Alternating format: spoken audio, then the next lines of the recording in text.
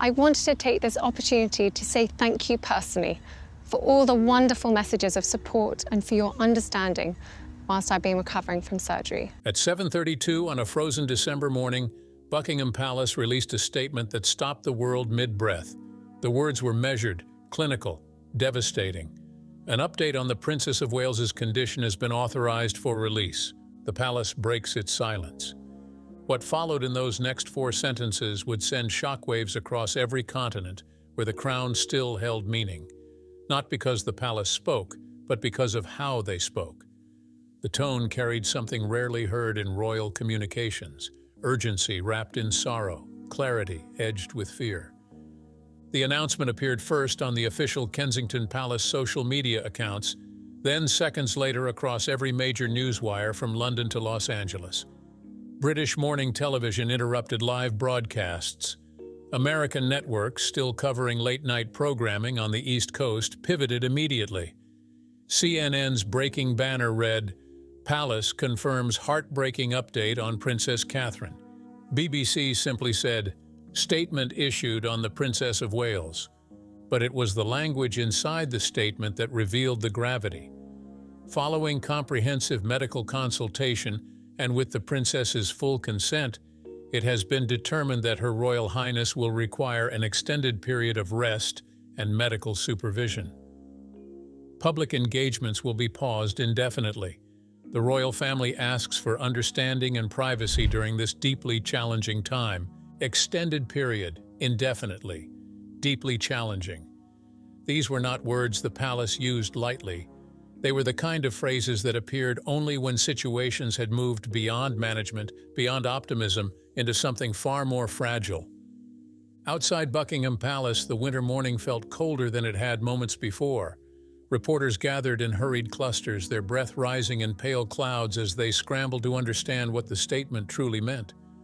Photographers lined the gates, waiting for any movement, any sign.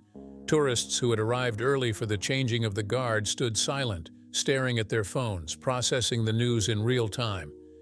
Inside Kensington Palace, the atmosphere was suffocating. Senior staff moved with quiet efficiency, but the tension was unmistakable. Phones rang endlessly. Requests for clarification poured in from foreign offices, Commonwealth representatives, and media organizations demanding more detail. But the palace offered nothing beyond the original statement. No timeline, no specifics, no reassurances. By 8 o'clock, the world had divided into 2 reactions: those who believed this was a routine precaution, and those who understood that the monarchy does not issue statements like this unless something has already gone terribly wrong. Social media erupted with speculation, sympathy, and fear. Hashtags trended globally within minutes. In Britain, the mood shifted from curiosity to genuine concern. Catherine had become, over the years, a figure of stability, warmth, and quiet strength. The idea that she might be facing something beyond the crown's ability to protect her felt almost unthinkable. And yet the palace had confirmed it. Not with drama, not with theatrics, but with the kind of restrained honesty that only emerges when there is no other choice. The weeks leading to this moment. To understand how the palace arrived at this heartbreaking December morning, we must step back into the quiet, unsettling weeks that preceded it. Weeks when small changes began appearing in Catherine's schedule. Changes so subtle that only those closest to the royal household recognized them as warning signs. It began in early November. Catherine had been expected to attend a charity gala supporting early childhood development, a cause she had championed for years. The event had been on her calendar for months. Invitations had been sent, speeches prepared. Then, 48 hours before the gala, Kensington Palace issued a brief statement. The Princess of Wales will no longer attend due to scheduling adjustments, no explanation, no alternative engagement offered. At the time, few questioned it. Royal schedules shift constantly, duties overlap, priorities change. But for those who had worked alongside Catherine, the cancellation felt different. She never withdrew from childhood initiatives. Never. It was the cause she cared about most deeply, the work that seemed to energize her even on difficult days. The second sign came a week later. Catherine was scheduled to accompany William on a visit to a veterans hospital in Surrey. The engagement was low-key, meaningful, exactly the kind of event she handled with natural grace. But the morning of the visit, another statement appeared. The Prince of Wales will attend alone today. The princess sends her warmest regards to all involved. William arrived at the hospital smiling, composed, professional, but those who knew him well noticed the strain behind his eyes. He answered questions about Catherine briefly, politely, offering only that she was resting and focusing on family. The words were kind, but they carried an undertone of something unspoken. By mid-November, the pattern became impossible to ignore. Catherine's public appearances, once steady and reliable, had dwindled to nearly nothing. A planned visit to a children's hospice postponed, a reception for Commonwealth representatives attended by Camilla instead, a Christmas tree lighting ceremony that Catherine had participated in for years, quietly removed from the official calendar. Inside the palace, the mood shifted. Senior staff began receiving instructions to prepare contingency schedules, plans that accounted for Catherine's prolonged absence. The language used was careful, clinical. Adjustments due to health considerations, prioritizing recovery and well-being. But everyone understood what those phrases truly meant. Catherine was not simply taking a break. She was being protected from something far more serious.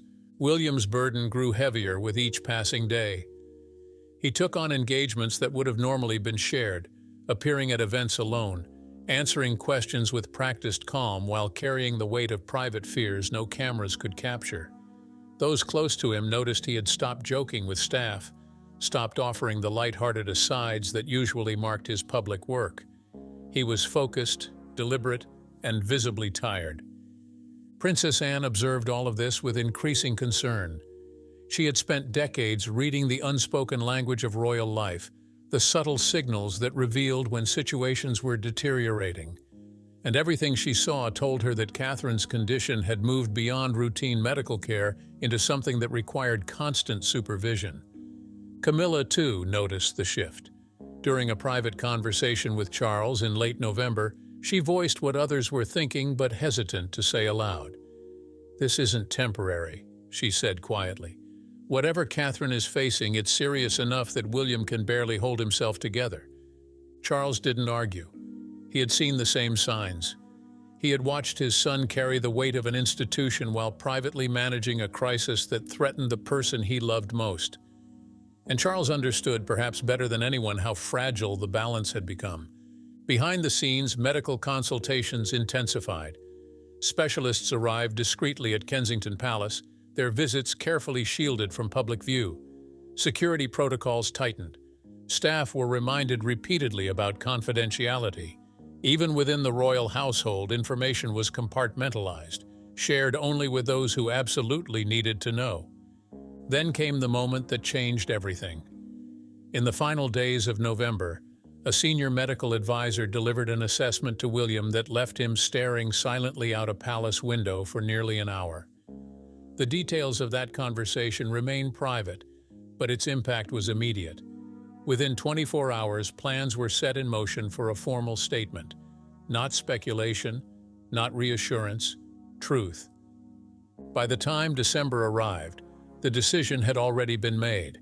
The palace could no longer maintain the careful fiction that Catherine's absence was temporary or minor. Something had shifted, something serious enough that silence was no longer an option. And so, on that frozen December morning, the world learned what those inside the palace had quietly feared for weeks. Catherine was facing something far more difficult than anyone outside those walls had imagined, inside the palace walls. The emergency meeting took place on the evening of December 22nd, inside the smallest drawing room at Windsor Castle. The choice of location was deliberate. This was not a formal council. It was a family reckoning, held in a space intimate enough to contain the weight of what needed to be said. The room was dimly lit, warmed only by a fire that crackled softly in the hearth. Outside, snow had begun to fall, dusting the ancient stone walls with a thin layer of white. But inside, the atmosphere was anything but peaceful. King Charles sat near the fireplace, his hands clasped tightly. He had aged visibly in recent weeks, the strain of his own health concerns compounded now by fears for his daughter-in-law.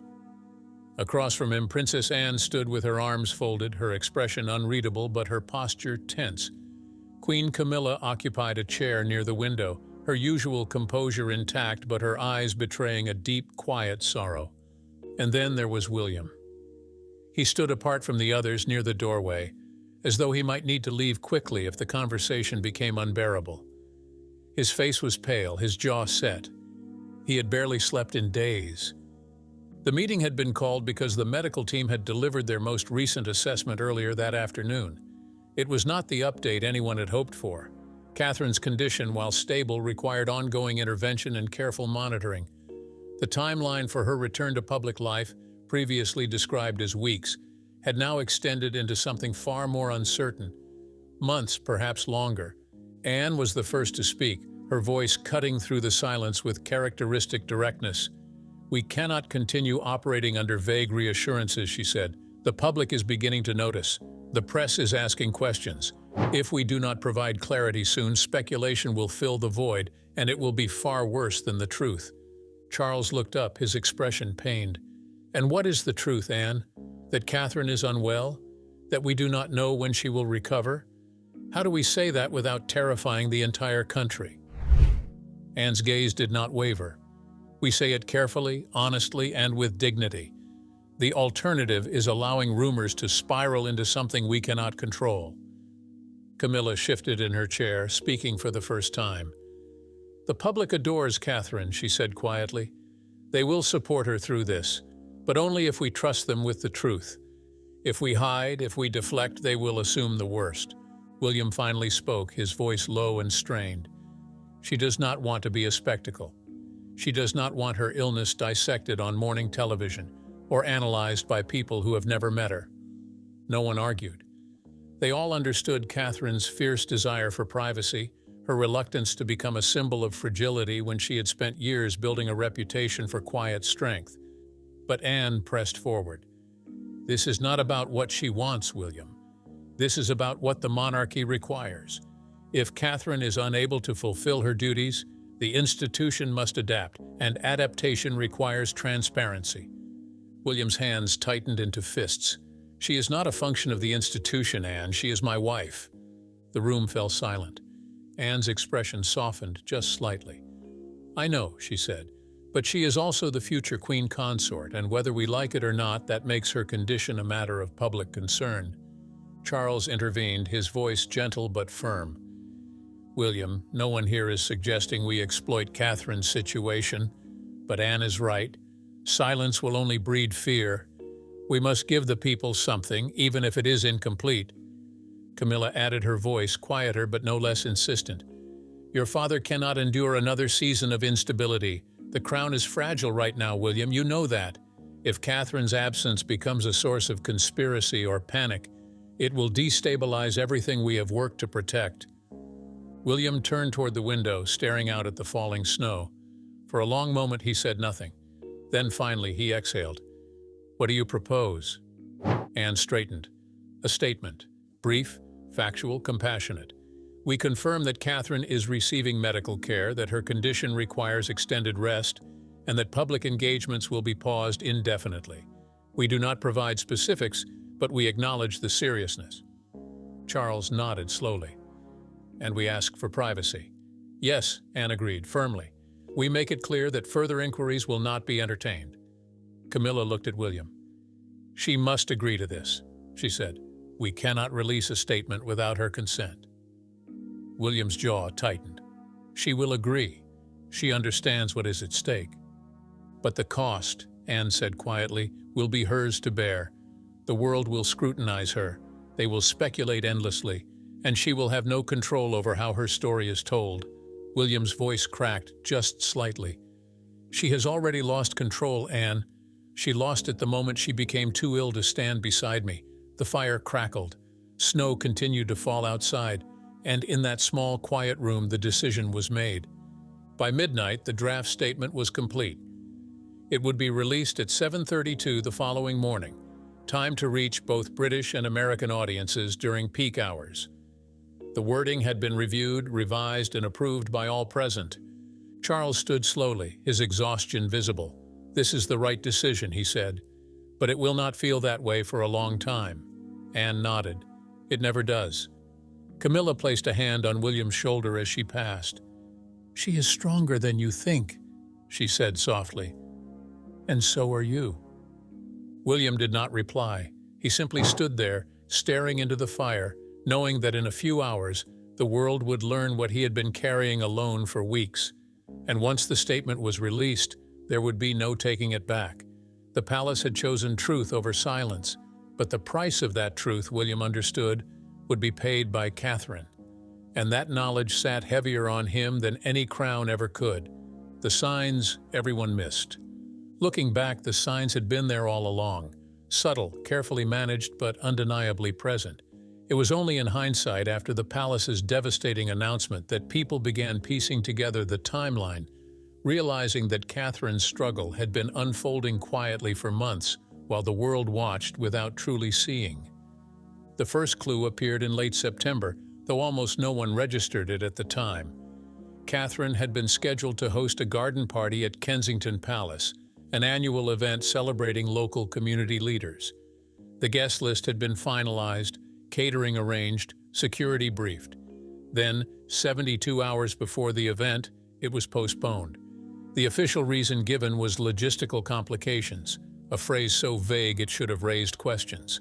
But autumn was always busy for the royals, and postponements, while unusual, were not unheard of.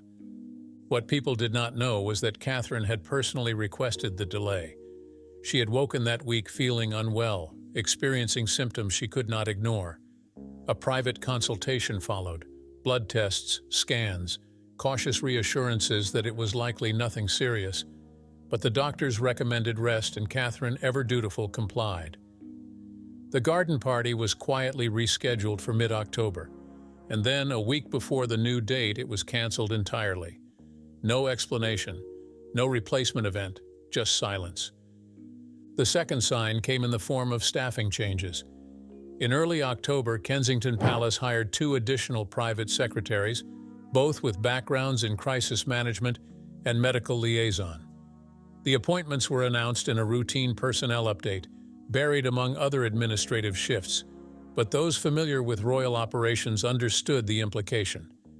The palace does not expand its medical coordination team unless someone requires significant ongoing care. Around the same time, a senior nurse with experience in long-term patient support was brought into the household. Her role was never officially disclosed, but staff members noticed her presence during Catherine's private hours, moving quietly through the residence with the practiced efficiency of someone managing a complex medical situation. The third sign was the Christmas engagement that never happened. Every year, Catherine participated in a televised Christmas carol service at Westminster Abbey, an event she had helped create and deeply cherished. The service brought together communities, celebrated resilience, and highlighted causes close to her heart. It was, in many ways, her signature holiday tradition. In early November, planning for the service was well underway. Choirs had been selected, readings assigned, invitations sent, but then, without warning, the event was postponed. The palace cited scheduling conflicts, but the explanation felt hollow. Catherine never missed this service. It was too important to her, too personal. Behind the scenes, the truth was simpler and far more troubling. Catherine's medical team had advised against the extended standing, the public interaction, and the emotional energy the event would require. Her condition, while not immediately life-threatening, demanded careful management. And the service, beautiful as it was, posed risks her doctors were unwilling to accept. The fourth sign came from an unexpected source: foreign dignitaries. In mid-November, several Commonwealth representatives who had been scheduled to meet with Catherine received discreet notifications that their appointments would be handled by other senior royals. The changes were framed as routine adjustments, but the pattern was telling. Catherine was being systematically removed from engagements that required sustained energy or prolonged public exposure. One ambassador, speaking privately months later, admitted that the sudden shift had surprised him. "The princess had always been so reliable," he said. "When her office canceled without offering a reschedule, I knew something was wrong." The fifth sign was visible only to those who worked inside the palace walls. Medical equipment began arriving at Kensington Palace in late November. Not dramatic, life-saving machinery, but specialized monitoring devices, ergonomic furniture designed for prolonged rest, and supplies suggesting ongoing treatment. Deliveries were scheduled during off hours away from prying eyes, but staff noticed. They always did. Security protocols also tightened. Certain areas of the residence were declared off-limits to all but essential personnel. Visitor logs were reviewed more carefully. Even senior household members found their access restricted, a clear indication that Catherine's privacy and perhaps her vulnerability was being fiercely protected. The sixth and most heartbreaking sign came from William himself. Those who worked closely with him noticed a change in his demeanor. He became quieter, more withdrawn. The easy humor that once punctuated his public appearances disappeared. He smiled for cameras, fulfilled his duties with precision, but the lightness was gone. During a visit to a youth center in late November, a staff member asked casually how Catherine was doing. William paused, just for a moment, and his expression shifted. "She's resting," he said, and then almost as an afterthought he added, "She's very tired." It was a small comment, easily overlooked, but the way he said it, the weight behind those two words, suggested something far deeper than ordinary fatigue.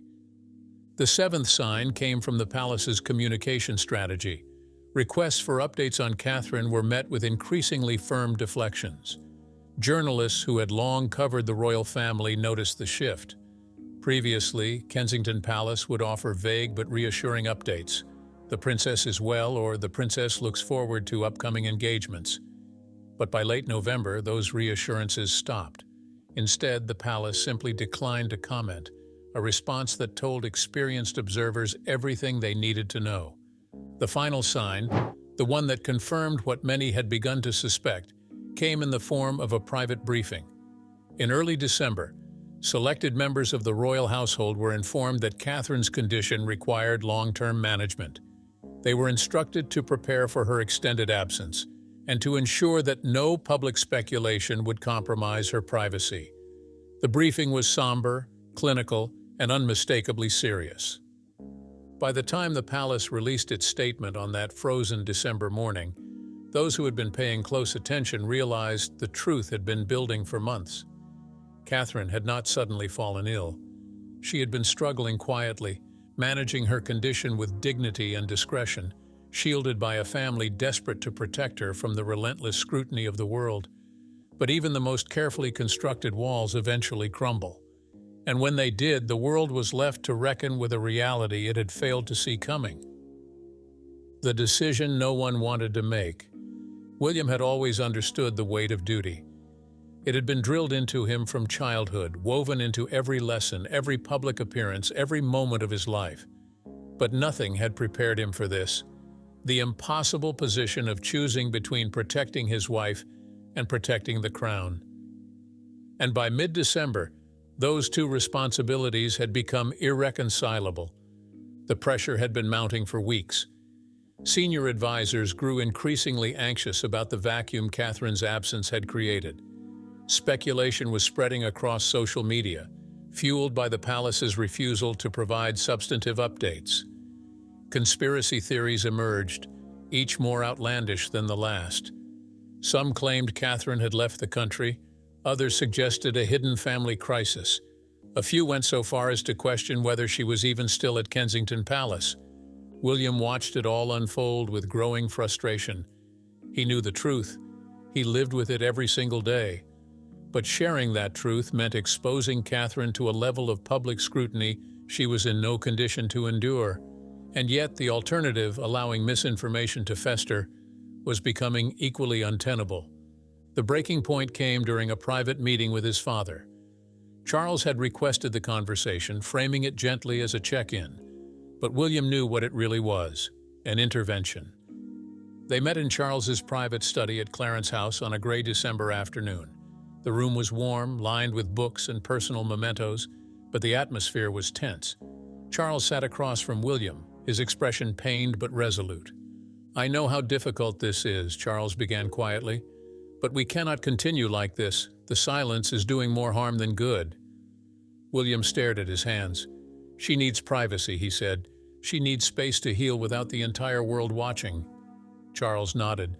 "I understand. But the world is watching regardless, and without information they are inventing their own narratives. Some of those narratives are cruel, William. Some are dangerous." William's jaw tightened. "What do you want me to do? Put her on display? Release medical records? Turn her suffering into a public relations exercise?" Charles flinched. "No one is asking for that, but we need to give people something. A statement, an acknowledgement, something that grounds the conversation in reality rather than rumor." William stood abruptly, moving to the window. He watched the winter rain streak down the glass, his mind racing. He knew his father was right. He knew Anne was right. He knew Camilla was right. But knowing did not make the decision any easier. "She will hate this," William said finally, his voice barely above a whisper. "She will feel exposed, vulnerable." Charles rose slowly, crossing the room to stand beside his son. "Then we make sure the statement protects her as much as possible. We control the narrative. We set boundaries. We make it clear that further intrusion will not be tolerated." William closed his eyes. "And if it's not enough, if they demand more?" "Then we hold the line," Charles said firmly. "But we must give them something, William, because right now the void is being filled with lies." That conversation marked the turning point. William returned to Kensington Palace and spoke with Catherine. The details of their discussion remained private, but those close to them described it as one of the most painful conversations of their marriage. Catherine understood the necessity. She had always understood the cost of her position. But understanding did not erase the fear, the anger, or the deep sadness of knowing her most private struggle would soon become public property. By the following morning, William had made his decision. A statement would be released. It would be brief, factual, and compassionate. It would confirm Catherine's illness without providing specifics. It would ask for privacy without begging for it. And most importantly, it would end the speculation that was threatening to spiral beyond control. The drafting process took days. Every word was scrutinized, every phrase tested for tone, clarity, and potential misinterpretation. William rejected multiple versions, insisting the language protect Catherine's dignity while acknowledging the seriousness of her condition. He would not allow the statement to minimize her struggle, but neither would he permit it to sensationalize her suffering. Princess Anne reviewed the final draft and approved it with a single nod. "This is as good as it will get," she said. "It is honest without being invasive, firm without being cold." Camilla read it and placed a hand over her heart. "It will break people's hearts," she said quietly, "but it will also stop the cruelty." Charles read it last. When he finished, he looked at William with a mixture of pride and sorrow. "You are doing the right thing," he said, "even though it feels impossible." The decision to release the statement at 7:32 in the morning was strategic. The timing allowed British media to cover it during breakfast programming while reaching American audiences during their late-night news cycles. Maximum impact, controlled delivery. But there was another reason for the early release. William wanted it done quickly before he could second-guess himself, before Catherine could change her mind, before the weight of what they were about to do became unbearable. The night before the announcement, William sat alone in his study. The final version of the statement sat on his desk, printed on palace letterhead, ready for distribution. He read it one last time, feeling the enormity of what those carefully chosen words would unleash. He thought about Catherine, resting upstairs, trying to gather strength for what tomorrow would bring. He thought about their children, too young to fully understand but old enough to sense the tension. He thought about the millions of people who would read the statement and form opinions, offer sympathy or worse, demand answers he could not provide. And he thought about the monarchy itself, the institution he had been born to serve, the legacy he would one day inherit. An institution that required transparency but offered little in return. An institution that demanded sacrifice from those who wore its crowns and bore its titles. At 6 o'clock the following morning, William woke before dawn. He did not eat breakfast. He did not speak to staff. He simply waited, watching the clock, knowing that in 92 minutes the palace would release a statement that would change everything. At 7:32 precisely, the message went live. Within seconds, it began spreading across every platform, every network, every corner of the world where people still cared about the British monarchy. William sat in his study, phone silenced, staring at the screen. He had made the decision. He had chosen truth over silence, transparency over protection. But as the breaking news alerts flooded in, as the headlines multiplied, as the world began dissecting Catherine's private pain, he understood with brutal clarity that some decisions, no matter how necessary, leave scars that never fully heal. And this, he knew, was one of them. What comes next? The statement had been released. The world had reacted. And now, in the cold silence that followed, the royal family faced a question no protocol manual could answer. What comes next? Within hours of the announcement, Buckingham Palace was flooded with messages. Tens of thousands poured in from across the globe. Letters, emails, social media posts, all expressing shock, sympathy, and support. The British public, often critical and divided on royal matters, united in an unexpected wave of compassion. Flowers began appearing at the gates of Kensington Palace, left by strangers who wanted Catherine to know she was not alone. In Parliament, political leaders from all parties issued statements of support. The Prime Minister spoke briefly during a morning session, expressing the nation's collective hope for Catherine's recovery. Opposition leaders echoed the sentiment. Even the most vocal Republican voices softened their criticism, recognizing that illness transcends institutional debate. Across the Atlantic, American media covered the story with a gravity rarely reserved for foreign royals. Morning shows dedicated entire segments to Catherine's journey, her charitable work, her role as a mother, and the quiet dignity she had brought to the monarchy. Commentators noted that Catherine had always seemed different from other royals, more relatable, more human, and now facing an illness that could afflict anyone, that connection deepened. But alongside the support came the inevitable speculation. Medical experts, none of whom had treated Catherine, offered opinions on television about possible diagnoses. Online forums dissected every word of the palace statement, searching for hidden meanings. Tabloids, predictably, began crafting narratives about palace tensions, family divisions, and the strain on William's marriage. Inside Kensington Palace, the response was swift and uncompromising. A second statement, released 48 hours after the first, reinforced the boundaries. The royal family appreciates the outpouring of support for the Princess of Wales. However, no further medical details will be provided. We ask that her privacy, and that of her family, be respected during this time. The message was clear. The palace had provided transparency. Now it demanded distance. For William, the days following the announcement were among the most difficult of his life.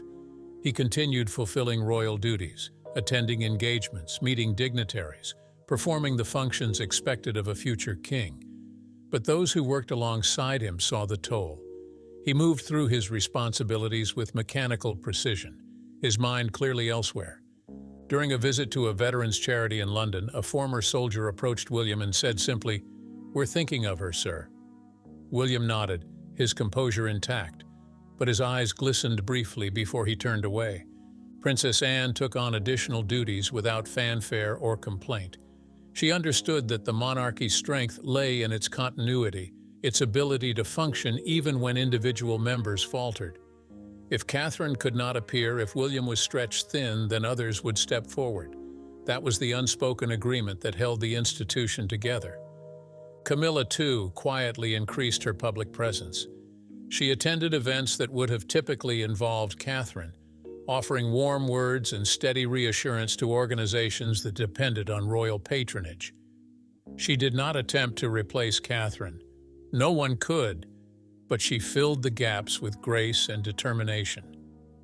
King Charles navigated his own complex emotions. He issued a personal message, rare for a reigning monarch, expressing his love and support for Catherine and his gratitude to the public for their kindness. The statement was brief but deeply felt, a father-in-law acknowledging the woman who had brought so much to his family and to the crown.